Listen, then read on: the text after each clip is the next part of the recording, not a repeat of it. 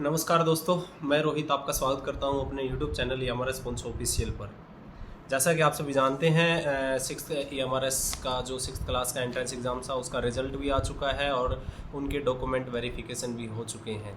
तो पहले हम थोड़ा सा रिज़ल्ट के बारे में जानकारी आपको दे देते हैं। जैसे कि पहले हमने जो लिस्ट आउट की थी, जो सिलेक्टेड कैंडिडेट्स थे, उसके बाद हमने कट ऑफ मार्क्स जारी किए जो कि आप सभी ने देखे थे। इसके बाद हमने फिर मार्क्स लिस्ट जारी की विद रैंक वाइज कि भाई कितने बच्चों के कितने मार्क्स आए हैं और क्या क्या उनकी रैंक रही है।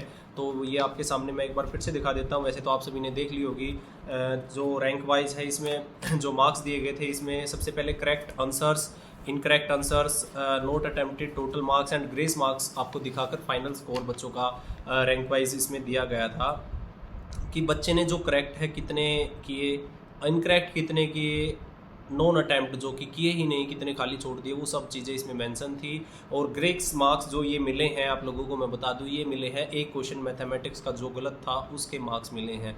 अब कुछ लोगों के मन में ये भी डाउट होगा कि किसी को तो 1 मार्क्स मिला और किसी को 1.25 मार्क्स यहाँ पर मिले हैं।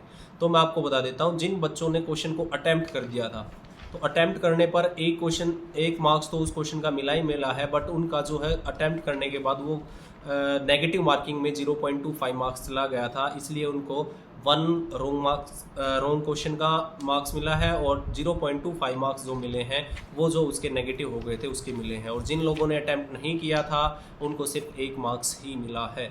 तो इस तरीके से आपका फाइनल स्कोर ये आपके सामने है। तो मैं आप सभी को बता देता हूँ, जो हमारा टेस्ट की जो ओवरऑल टॉपर रही है वो एक गर्ल्स कैंडिडेट रही है जिसका नाम ताबिश आरूज है। आप देख सकते हैं, ये उसका फोटोग्राफ है और इसने 77.25 मार्क्स प्राप्त करके जो है टॉप की पोजीशन हासिल की है। इसके बाद सेकंड पोजीशन पे भी एक लड़की ही रही है जो सामिया कोसर है, जिसके 75.25 मार्क्स रहे हैं।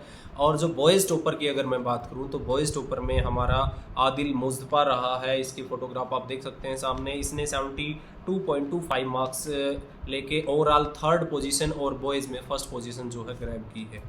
इन सब के बाद अगर हम बात करें, बहुत से लोगों की क्यूरीज रही है कि वेटिंग लिस्ट के बारे में, तो आज हम आप लोगों को लेकर चलते हैं वेटिंग लिस्ट के। आप लोगों की वेटिंग लिस्ट आज जारी हो गई है, तो वेटिंग लिस्ट में हम आपको लेकर चलते हैं। जैसा कि हमने पहले ही बताया था कि जो बच्चे डॉक्यूमेंट वेरिफिकेशन में नहीं पहुंचेंगे या एडमिशन नहीं लेंगे तो उनकी जगह पे जितनी सीट्स खाली रहेंगी उतनी सीट्स के लिए जो है वेटिंग लिस्ट आएगी और वो वेटिंग लिस्ट भी जो है रैंक वाइज और मार्क्स वाइज उन लोगों की आने वाली है। तो मैं आपको बता दूं, आपके सामने अगर मैं वेटिंग लिस्ट लेके आता हूँ तो आप देख पाएंगे कि इस वेटिंग लिस्ट में मेंशन किया गया है कि भाई 60 बच्चों का एडमिशन लिया गया था, जिसमें डॉक्यूमेंट वेरिफिकेशन में बहुत सारे बच्चे नहीं पहुंच पाए, इसलिए उनका कैंडिडेचर जो है कैंसिल माना जाता है या ये माना जाता है कि वो यहाँ पर एडमिशन नहीं लेना चाहते। इसके बाद जो वैकेंट सीट बची उनका अगर मैं आपको बताऊँ तो बॉयज़ में टोटल 5 सीट वैकेंट बची हैं, जिसमें ब्लॉक कोटा में 2 सीट्स हैं और डिस्ट्रिक्ट कोटा में जो है 3 सीट खाली बची हैं। ऐसी ही बात अगर हम गर्ल्स की करें तो गर्ल्स में ब्लॉक कोटा में 2 सीट बची हैं और डिस्ट्रिक्ट कोटा में 1 सीट वैकेंट बची है। 3 सीट टोटल गर्ल्स में खाली बची हैं।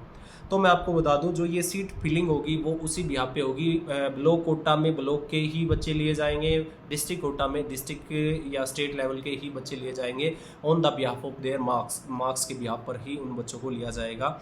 ये सब कुछ आपको मेंशन किया गया है। और इसके बाद जिन भी लोगों का इन लिस्ट में नाम आता है वो जल्द से जल्द डॉक्यूमेंट वेरिफिकेशन कराएं। और डॉक्यूमेंट्स रिक्वायरमेंट आपको पहले भी पता है, फिर भी मैं आपको बता देता हूँ। एज प्रूफ ऑफ एज लेकर आना है सभी, जो है अपना डेट ऑफ बर्थ सर्टिफिकेट लेकर आए और आधार कार्ड लेकर आए।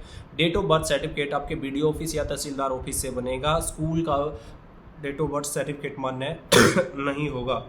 इसके बाद आप कास्ट या कैटेगरी सर्टिफिकेट लेकर आए और स्पोर्टिंग डॉक्यूमेंट, अगर आप में से कोई PH या ऑर्फन विडो चाइल्ड है तो आप उसका भी सर्टिफिकेट साथ लेकर। वैसे मैं आपको बता दूं, ऐसा इनमें कोई भी वैकेंसी खाली नहीं थी तो कोई भी कैंडिडेट इनमें नहीं है। और 4 पासपोर्ट साइज़ आपको रिसेंट फोटोग्राफ्स लेकर आने हैं। 5th क्लास की मार्कशीट आपको लेकर आनी है और स्कूल लीविंग सर्टिफिकेट आपको लेकर आना है।